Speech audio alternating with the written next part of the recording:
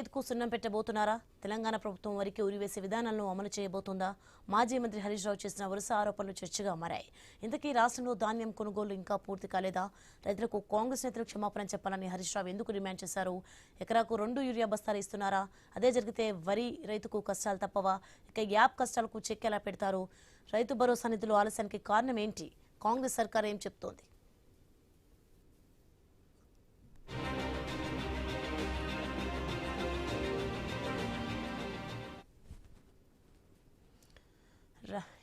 అన్నం పెట్టే రైతుకు సున్నం పెట్టబోతున్నారా? తెలంగాణ ప్రభుత్వం వరికి ఉరి వేసే విధానంలో అమలు చేయబోతుందా? మాజీ మంత్రి హరీష్ రావు చేసిన వరుస ఆరోపణలు అయితే చర్చగా మారాయి. రైతుకి ఇదే అంశానికి సంబంధించి మరింత సమాచారం మొక్కలికి హిమబిందు న్యూస్ నుంచి లైవ్ లో అందించి సిద్ధంగా ఉన్నారు. హిమబిందు, మొత్తానికి రాష్ట్రంలో ధాన్యం కొనుగోలు ఇంకా పూర్తి కాలేదు అనే అనుమానాలు కూడా వ్యక్తం కలుగుతున్నాయి. దీనికి సంబంధించిన అప్డేట్స్ ఏంటి? Thank you Soni. తెలంగాణలో వానాకాలం సీజన్ స్టార్ట్ అయిపోయింది. రైతుల సమస్యలు అలాగే హామీలకు సంబంధించి అమలుపై కూడా అధికార కాంగ్రెస్ పార్టీ, ప్రతిపక్ష బీఆర్ఎస్ పార్టీ మధ్య చాలా వరకు కూడా మాటల యుద్ధం అప్పుడే స్టార్ట్ అయిపోయింది. కాంగ్రెస్ ప్రభుత్వం తెలంగాణ రైతులకు ద్రోహం చేస్తున్నట్టు కూడా ఆరోపిస్తూ కూడా హరీష్ రావు చేసిన వ్యాఖ్యలు ఇప్పుడు చాలా వరకు రాజకీయ వేడి పుట్టిస్తూ ఉన్నాయి. అంటే మొదటిగా బోనస్ వివాదం, ఒక్కొక్క వివాదం గురించి కూడా ఆయన నిన్న మాట్లాడిన పరిస్థితి ఉంది. బోనస్ వివాదానికి సంబంధించి అంటే ఎన్నికలకు ముందు అన్ని రకాల పంటలకు 500 ధర, అదే మద్దతు ధరతో పాటు 500 రూపాయలు ఇస్తామంటూ కూడా చెప్పి ఇప్పుడు కేవలం కొన్ని రకాల వడ్లకు, సన్న రకాలకు మాత్రమే 500 రూపాయలు క్వింటాల్కి ఇవ్వడం ఎంతవరకు కరెక్ట్ అంటూ కూడా హరీష్ రావు ప్రశ్నిస్తున్న పరిస్థితి. అలాగే కేంద్రం కొనుగోళ్లపై కూడా ఆధారపడడం. అంటే గత ప్రభుత్వంలో మేము ఎప్పుడూ కూడా కేంద్ర ప్రభుత్వం పైన ఆధారపడలేదు. బట్ కేంద్ర ప్రభుత్వం ఏ పంట కొంటే రాష్ట్రం కూడా అంతే పంట కొంటుంది అని కాంగ్రెస్ క్యాబినెట్ నిర్ణయించడం కూడా హరీష్ రావు చాలా వరకు కూడా మండిపడుతూ ఉన్నారు. గత బీఆర్ఎస్ ప్రభుత్వం కేంద్ర ప్రభుత్వంతో సంబంధం లేకుండా మక్కలు, జొన్నలు, ప్రతి గింజను కొనుగోలు చేసిన సందర్భాన్ని ఆయన గుర్తు చేశారు. రైతులకి ద్రోహం చేస్తుంది కాంగ్రెస్ పార్టీ అంటూ కూడా హరీష్ రావు విమర్శలు చేశారు. ఇంకొకటి, ఎకరాకి 2 యూరియా బస్తాలు మాత్రమే ఇస్తున్నారంటూ కూడా ఆయన మాట్లాడడం జరిగింది. అంటే ఎరువుల పంపిణీలో కొత్తగా ప్రవేశపెట్టింది కాంగ్రెస్ ప్రభుత్వం. ఏదైతే కూడా అంటే యాప్ ఆధారితంగా కూడా అయితే ప్రతి ఒక్క రైతు కూడా యాప్ ద్వారా కూడా రైతులు ఆ యాప్ ను డౌన్లోడ్ చేసుకోవాలి. అందులో యూరియా బస్తాలకు సంబంధించి కొనుగోలు అంశం ఉంటుంది. సో ఈ విధానం వల్ల క్షేత్రస్థాయిలో కూడా చాలా వరకు కూడా రైతులు ఇబ్బందులు పడుతున్నారు. డిజిటల్లో లోపుల్స్ ఉంటాయో దీని వల్ల కూడా మొత్తం పంటలకి యూరియా బస్తాలు అందడం లేదు. కేవలం ఎకరాకు 2 బస్తాలు మాత్రమే అందుతున్నాయి అంటూ కూడా బీఆర్ఎస్ నేతలు ఆరోపిస్తూ ఉన్నారు, హరీష్ రావు ఆరోపిస్తూ ఉన్నారు. సో మాట్లాడదాం. ముఖ్యంగా కూడా అంటే అన్నం పెట్టే రైతుకే సున్నం పెట్టే విధంగా కూడా కాంగ్రెస్ పార్టీ వ్యవహరిస్తోంది అంటూ బీఆర్ఎస్ పార్టీ అంటూ చెప్తుంది. బట్ ఇదంతా కూడా రాజకీయ పరంగానే చేస్తున్న ఆరోపణలుగానే చూడాలి. నిజంగా కూడా కాంగ్రెస్ పార్టీ ఇంతవరకు కూడా రైతులకు సంబంధించి కూడా ఏవైతే కూడా హామీలు ఇచ్చి అవన్నీ కూడా అమలు చేశారో, క్షేత్రస్థాయిలో ఏ విధమైన పరిస్థితి ఉంది, ధాన్యం కొనుగోలు ఇంకా పూర్తయ్యాయా, రైట్ మాట్లాడదాము. మనతో పాటు జాయిన్ అయ్యారు శివకుమార్ గారు, కాంగ్రెస్ అధికార ప్రతినిధి. నమస్తే అండి శివకుమార్ గారు. నమస్తే అండి. శివకుమార్ గారు వినిపిస్తుందా అండి?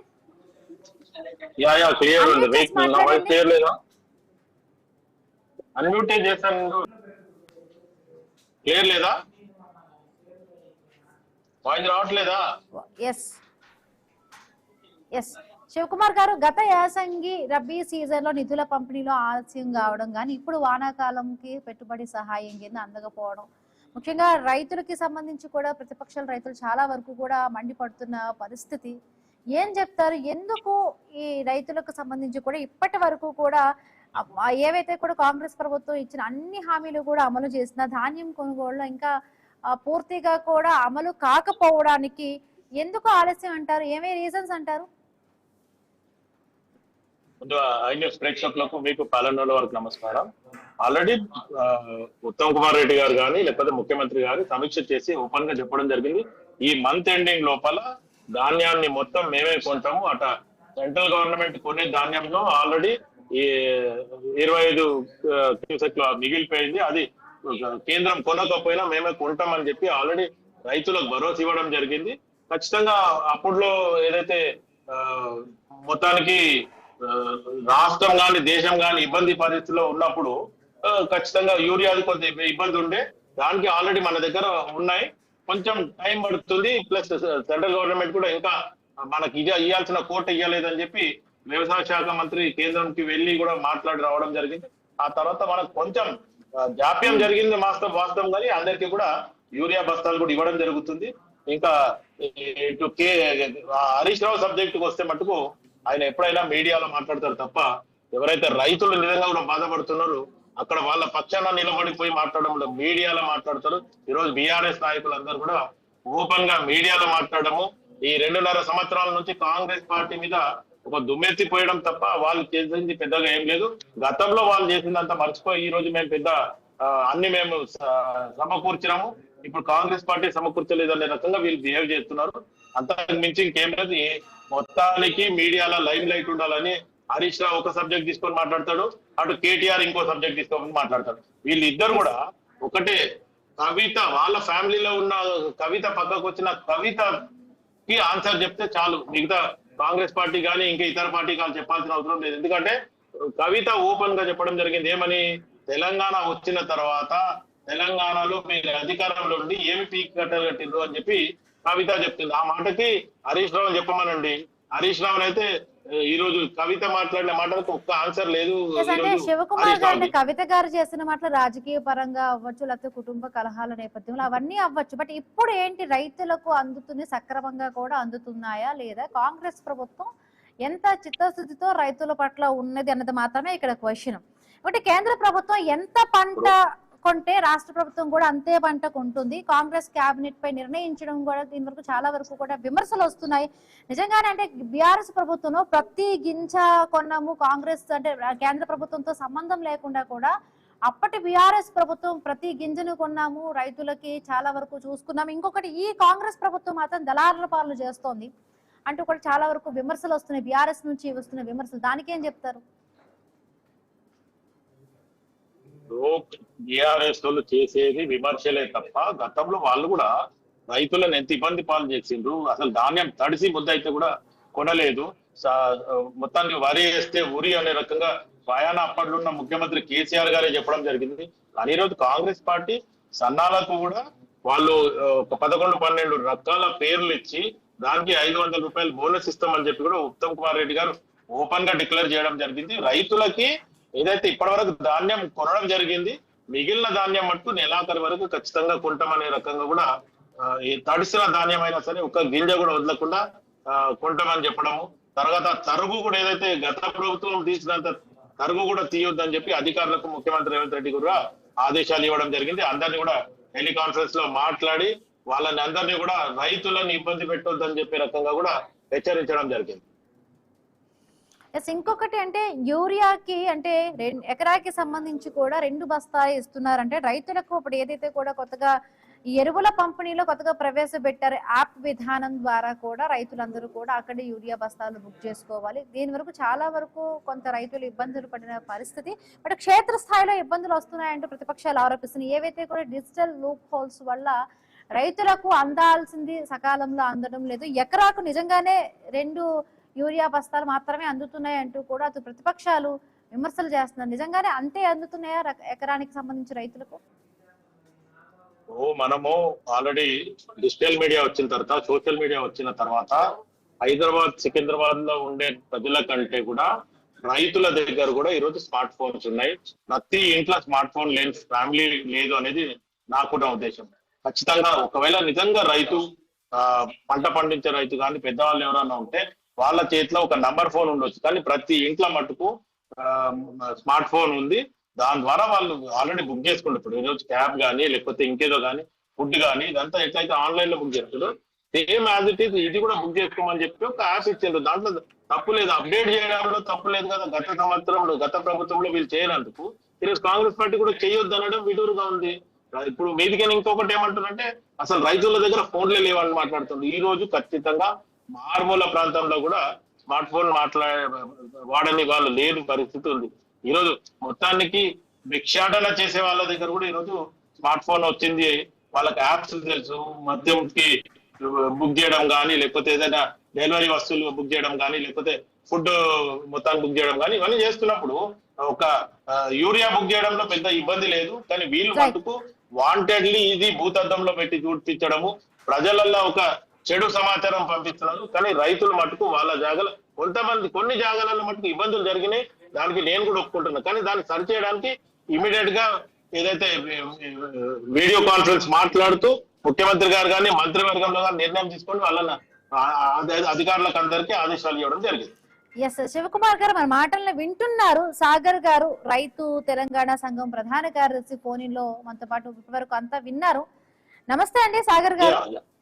ఎస్ ఏం చెప్తారు, నిజంగా కూడా రైతు సంక్షేమం విషయంలో కాంగ్రెస్ ప్రభుత్వం అవలంబిస్తున్న విధానాలన్నీ కూడా బాగున్నాయా? ఎందుకంటే ఇంకొక క్షేత్రస్థాయిలో కూడా చాలా వరకు కూడా అక్కడ రైతులు ఇబ్బందులు పడుతున్న పరిస్థితి అంటూ కూడా బీఆర్ఎస్ నాయకులు చెప్తున్నారు. ఒక రైతు సంఘం నాయకులుగా అంటే ఏం చెప్తారు? ఇప్పటి వరకు కూడా ఇప్పుడు ఈ వానాకాలం సీజన్ స్టార్ట్ అయిపోయింది. సో నిధుల పంపిణీ విషయంలో కానీ బోనసులు రైతులకు అందించే బోనసుల విషయంలో ఎటువంటి ఏమైనా జాప్యం జరుగుతుందో ఎలా ఉందండి? కాంగ్రెస్ ప్రభుత్వం ఇచ్చిన అన్ని హామీలన్నీ కూడా రైతులకు సంబంధించి కూడా అమలయ్యాయా? హామీలకు సంబంధించి అన్ని అమలు కాలేదండి. ఇప్పుడు రుణమాఫీకి సంబంధించి చూసినప్పుడు 60% మందికి మాఫీ అయింది, ఇంకా 40% మందికి మాఫీ కాలేదు. అదే రకంగా ఇప్పుడు రైతు భరోసాకు సంబంధించి ఒక దఫా అసలు రైతు భరోసా రైతుల ఖాతాల్లో జమ చేయలేదు. ఇంకొక దఫనేమో 4 ఎకరాల లోపు అది కూడా అందరికి వేయలేదు. పోయిన యాసంగికి సంబంధించి 2 ఎకరాల వరకు మాత్రమే వేశారు.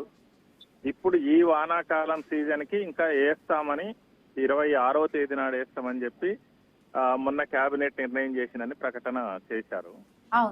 వాస్తవంగా వానాకాలం ప్రారంభం కాకముందే వేయాలి. అది కూడా ఎకరానికి పంటకు 7,500 రూపాయలు వేయాలి. అది వేయలేదు ఇంకా. అదే రకంగా ఇప్పుడు పండిన వడ్లకు సంబంధించి పంటలకు సంబంధించినటువంటి దాంట్లో చివరి గింజ వరకు కొనుగోలు చేస్తామనేటువంటి హామీ ఇచ్చారు. ఆచరణలో చూసినప్పుడు 75 లక్షల మెట్రిక్ టన్నులు, యాక్చువల్ గా 140 లక్షల మెట్రిక్ టన్నులు దిగుబడి వస్తుంది అనుకుంటే 90 లక్షల మెట్రిక్ టన్నులు కొంటామనేటువంటి టార్గెట్ పెట్టుకున్నారు. కానీ ఇప్పుడు కేంద్రం కొనట్లేదు కాబట్టి వాళ్ళు 53 లక్షల మెట్రిక్ టన్నులే కొంటున్నారు. ఈ యాసంగికి సంబంధించి మిగతా మేము కొని ఏం చేస్తామనే పేరుతో 75 లక్షల మెట్రిక్ టన్నుల వరకు ఆపేశారు. ఇప్పుడు ఇంకా కల్లాల్లో కొనుగోలు కేంద్రాల దగ్గర ధాన్యం వచ్చి ఉన్నది, దాన్ని కొనుగోలు చేయలేదు. ఇప్పుడు వానాకాలం సీజన్ కి సంబంధించి కేంద్రం ఎంత సేకరణ చేస్తుందంటే అంతవరకే మేము కొనుగోలు చేస్తాం, మిగతాది చెయ్యము అని అంటున్నాం. అంటే రైతులు ఒక తీవ్రమైనటువంటి గందరగోళమైనటువంటి పరిస్థితిలోకి ఈరోజు వెళ్తున్నారు. రెండవది ఏంటంటే పంటలు మార్పిడి చేయాలని వీళ్ళు ఒక వ్యవసాయ విశ్వవిద్యాలయం వాళ్ళు ఒక మీటింగ్ పెట్టారు, రైతు కమిషన్ ఓ మీటింగ్ పెట్టి వాళ్ళు ఒక నివేదిక ఇచ్చారు. కానీ నువ్వు ప్రత్యామ్నాయ పంటలకు వెళ్ళాలని అన్నప్పుడు దానికి సంబంధించి నీ ప్రోత్సాహం ఉండాలి కనీసం. ఇప్పుడు ఎన్నికల మేనిఫెస్టోలో పెట్టినటువంటి దాంట్లో 6 పంటలకు బోనస్ ఇస్తామని ప్రకటన చేస్తున్నారు, 4 పంటలకు మద్దతు ధర మేము నిర్ణయిస్తామని చెప్పి ఉన్నారు. కానీ ఇప్పుడు కందులకు కానీ లేదా మొక్కజొన్నలకు కానీ లేదా పెసర, మినుము, నువ్వులు, ఆయిల్ సీడ్స్ ఏవైతున్నావో వీటికి మేము బోనస్ ఇస్తాము ఇన్ని డబ్బులు అని అంటే ఆ పంటల వైపు మళ్ళుతారు రైతులు. నువ్వు కొనుగోలుకే గ్యారంటీ లేదు. మొన్న యాసంగిలో వేసినటువంటి సన్ఫ్లవర్ కానీ అదే రకంగా జొన్నలు కానీ కొనే పరిస్థితి లేదు. మొక్కజొన్నలు 40 క్వింటాల దిగుబడి ఎకరానికి వస్తే 26 క్వింటాలే కొంటామని అన్నారు. అవి కూడా ఇప్పటిదాకా డబ్బులు రైతుల ఖాతాల్లో జమ చేయలేదు. బట్ ఇప్పుడు ఈ వానాకాలం సీజన్ కి సంబంధించి కూడా ఓ తీవ్రమైనటువంటి భయాందోళనకు రైతులు గురవుతున్నారు. ఇప్పుడు రుణాలకు సంబంధించి కూడా ఇప్పుడు ప్రభుత్వ బ్యాంకులు, సహకార బ్యాంకుల ద్వారా పంటల పెట్టుబడికి అవసరమైన రుణాలు అందకపోవడం వల్ల ఇప్పుడు రైతులు ప్రైవేటు వడ్డీ వ్యాపారస్తుల దగ్గర అధిక వడ్డీలకు అప్పులు తెచ్చుకోవాలి. ఎరువుల ధరలేమో ఇప్పుడు కేంద్ర ప్రభుత్వం పెంచేసింది. అవి యూరియా యాప్ పెట్టేసి ఆ యాప్ ద్వారా 2 బస్తాలు ఇస్తాము, అది కూడా నిజంగానే టెక్నికల్ గా కూడా అంటే ఇందాక శివకుమార్ గారు అన్న ప్రతి ఒక్కరు కూడా ఇప్పుడు డిజిటల్ యుగం అయిపోయింది. రైతులు కూడా ఈ స్మార్ట్ ఫోన్ వినియోగం పైన చాలా వరకు అవగాహన ఉంది అని అంటున్నారు. నిజంగా రైతులు ఈ యూరియా బస్తాలకు సంబంధించి కూడా యాప్ల ద్వారా కొనుక్కోవడానికి క్షేత్రస్థాయిలో ఇబ్బందులు పడుతున్నారంటూ కొన్ని న్యూస్లు కూడా వచ్చిన పరిస్థితి. బట్ నిజంగా ఇటువంటి ఇబ్బందులు ఉన్నాయి. ఇంకొకటి ఎకరానికి 2 యూరియా బస్తాలు మాత్రమే దక్కుతుంది వాళ్ళకంటూ కూడా అంటున్నారు. ఎంత వాస్తవం అండి?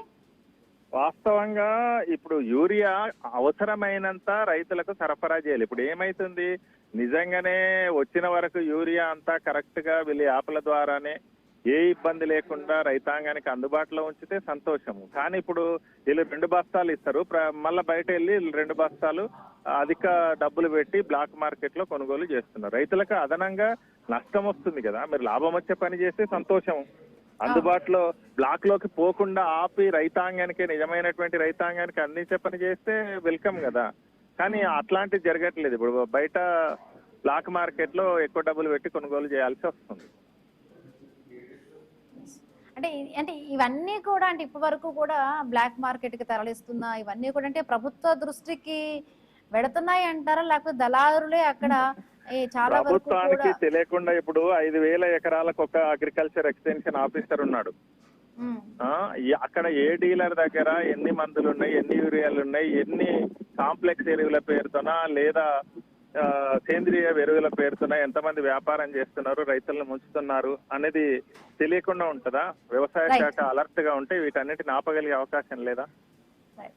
శివకుమార్ గారు ఏం చెప్తారు? చాలా వరకు కూడా బ్లాక్ మార్కెట్ లో రైతులకు అంటే ప్రభుత్వ విధానం మంచిదే అయినప్పటికీ కూడా ఆ యాప్ విధానంలో మాత్రం ఎకరానికి 2 బస్తాలు మాత్రమే దక్కుతున్నాయి. మళ్ళీ బ్లాక్ మార్కెట్ లో అధికంగా కూడా కొనుక్కోవాల్సిన స్థితి ఏర్పడుతోంది. ప్రభుత్వంకి ఇవన్నీ కూడా తెలిసినా కూడా మొత్తం అక్కడ వ్యవసాయ అధికారులకు సంబంధించి అంతా కూడా ఒక దళారీ వ్యవస్థ నడుస్తుంది అన్నట్టుగా విమర్శ. ఆయన కూడా ఒక రైతు సంఘానికి అధ్యక్షత వహించి ఒక నాయకులుగానే మాట్లాడుతున్నారు. నిజంగా క్షేత్రస్థాయిలో అవన్నీ ఇబ్బందులు వాళ్ళు ఫేస్ చేస్తున్నారు. ఇంకొకటి వానాకాలం సీజన్ స్టార్ట్ అవ్వక ముందే పెట్టుబడి సహాయం కింద అందించాలి, బట్ 26కి ఇస్తామంటున్నారు. అది కూడా కొంత ఎందుకు నిధులు సరఫరాలో ఎందుకు జాప్యం అయిందంటారు?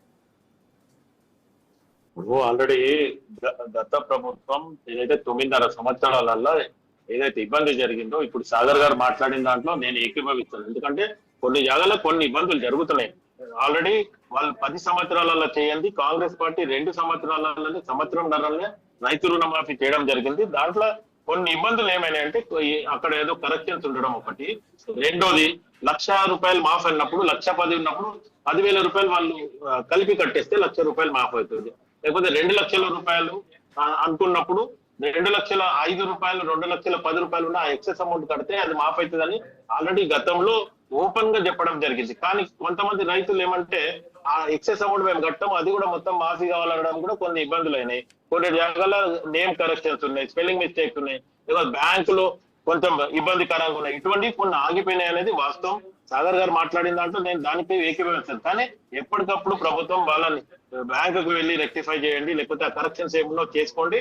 మీకు బ్యాంకులోనే ఉన్నాయి డబ్బులు, మీరు రెక్టిఫై చేసుకొని మీ ఎక్సెస్ అమౌంట్ కడితే ఖచ్చితంగా మీ మాఫీ అవుతుంది అనేది కూడా అప్పట్లో ఓపెన్ గా మంత్రివర్గంలో కూడా చెప్పడం జరిగింది. కానీ ఇప్పుడు కూడా 26 తారీఖు రోజు ఏదైతే మొత్తానికి రైతు బంద్ వేస్తామని చెప్పడం జరిగింది, ఆ డేట్ కూడా ఖరారైంది. ఇప్పుడు వానాకాలం ఇప్పుడిప్పుడే స్టార్ట్ అయింది కాబట్టి ఇది సరైన సమయమే అనేది నేను కూడా అనుకుంటున్నాను. ఎందుకంటే ఇంకా కొంచెం 10-15 రోజుల ముందు వేయాల్సిందేమో, 10-15 రోజులు లేట్ అవుతుంది.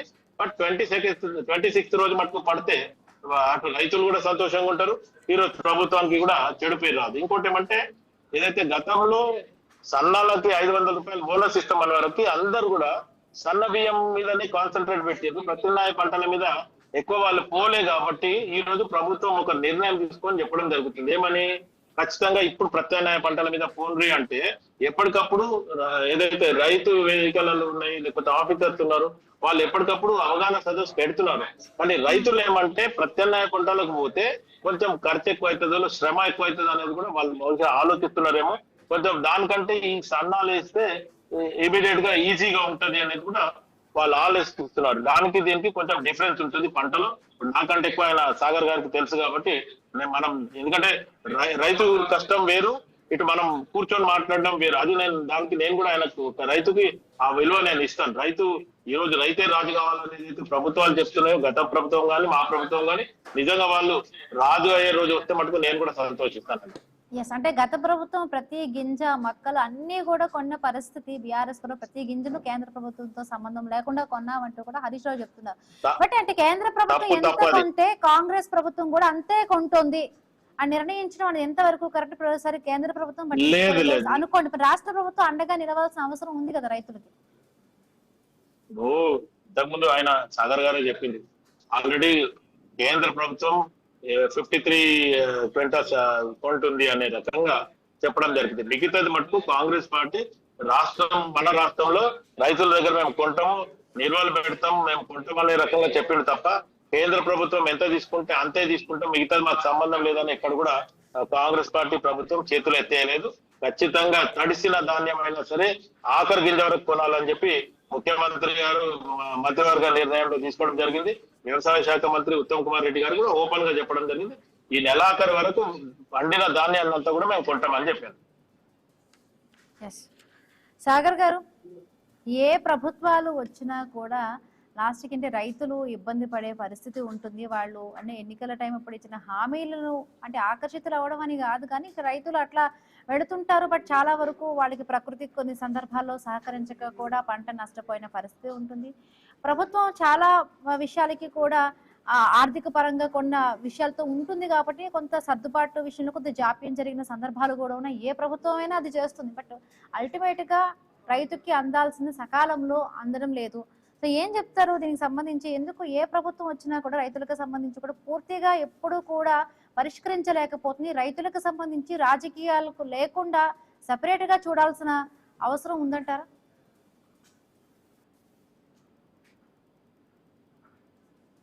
సాగర్ గారు,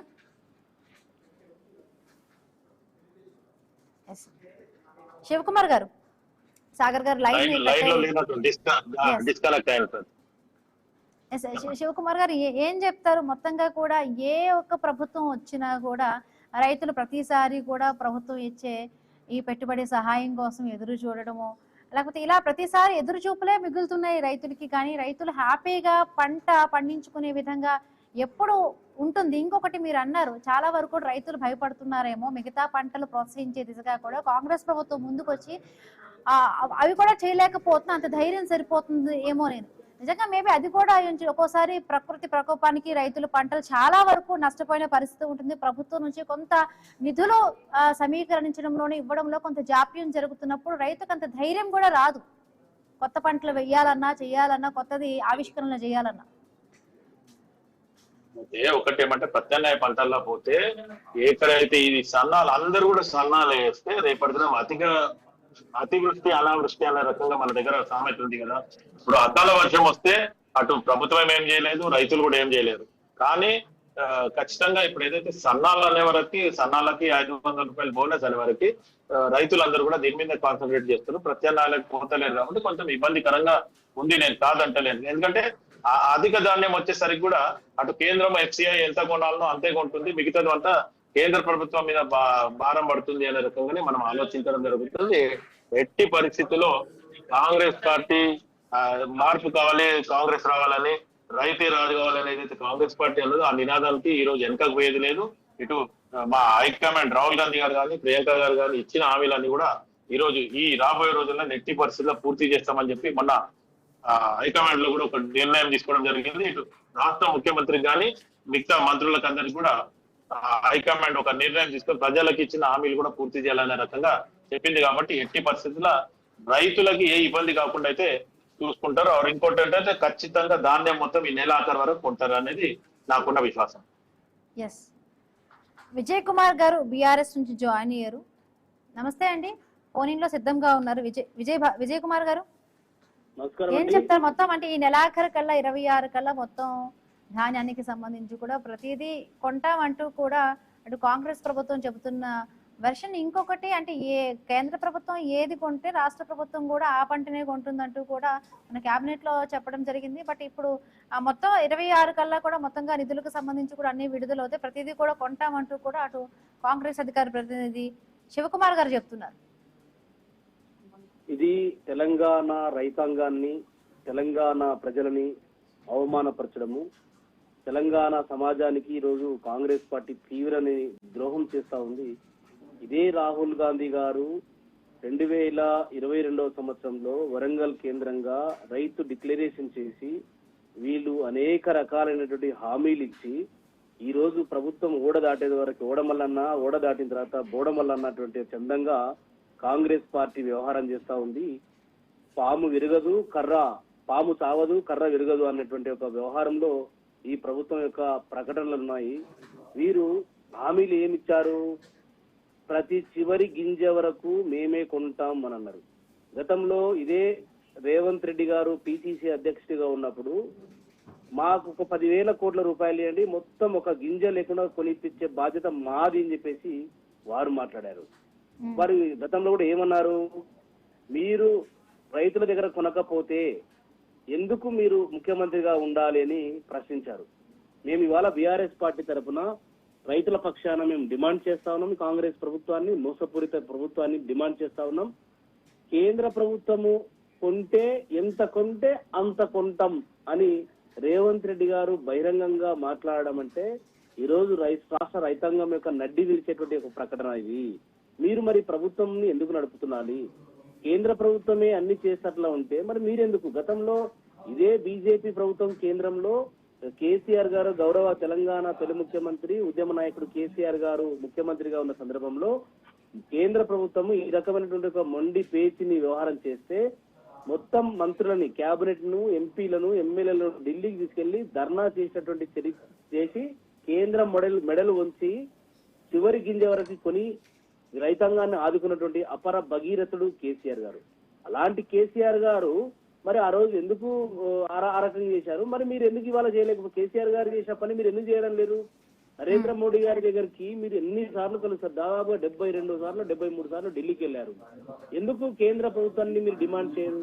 మీరు ఒకవేళ డిమాండ్ చేస్తే కేంద్ర ప్రభుత్వం వినకపోతే మీరు బీజేపీ పాలిత ముఖ్యమంత్రులు కూడా ఇవ్వనట్టు టైం మీకు ఇస్తాడు. ఎవరు? మోడీ గారు.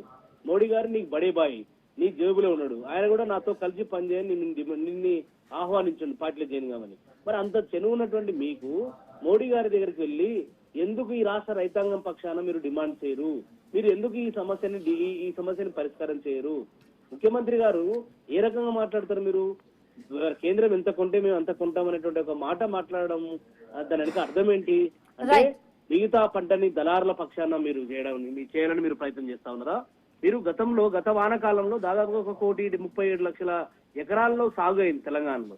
దాంట్లో దాదాపు 69,89,000 ఎకరాల ఎకరాలలో వరి పంటని సాగు చేశారు రాష్ట్ర రైతాంగం. దాదాపుగా మొక్క దాదాపుగా 6,90,000 ఎకరాల మొక్క, కందులు 4,30,000 ఎకరాలు, పత్తి 50,70,000 ఎకరాలు, వేరుశనగ 25,000 ఎకరాలు, మొక్క ఏది జొన్న పచ్చజొన్నలు 24,000. ఈ వానాకాలంలో కూడా దాదాపుగా 1,89,00,000 ఎకరాల్లో సాగు అవుతుందని వ్యవసాయ శాఖ అంచనాలు చేస్తా ఉంది. మరి మీరు కేంద్ర ప్రభుత్వం ఒకవైపు ఒక మాట మాట్లాడుతుంది, రాష్ట్ర ప్రభుత్వం అంటే మీ ఇద్దరి పేచీలో రాష్ట్ర రైతాంగం నలిగిపోవాలి ఇవాళ అని మేము డిమాండ్ చేస్తున్నాం. కాబట్టి మీరు తక్షణమే కేంద్ర ప్రభుత్వం యొక్క సంప్రదింపులు చేయండి. అవసరమైతే మేము కూడా మీతో కలిసి రావడానికి సిద్ధంగా ఉన్నాము. మా నాయకుడు హరీష్ రావు గారు కూడా డిమాండ్ చేశారు, మీరు అఖిల పక్షాన్ని తీసుకెళ్ళండి, ఢిల్లీకి తీసుకెళ్ళండి, మేము కూడా వస్తాము, రైతుల పక్షాన మేము కూడా మాట్లాడతాం. రాష్ట్రంలో అనేక కల్లాలలో రాష్ట్ర రైతాంగం ఈరోజు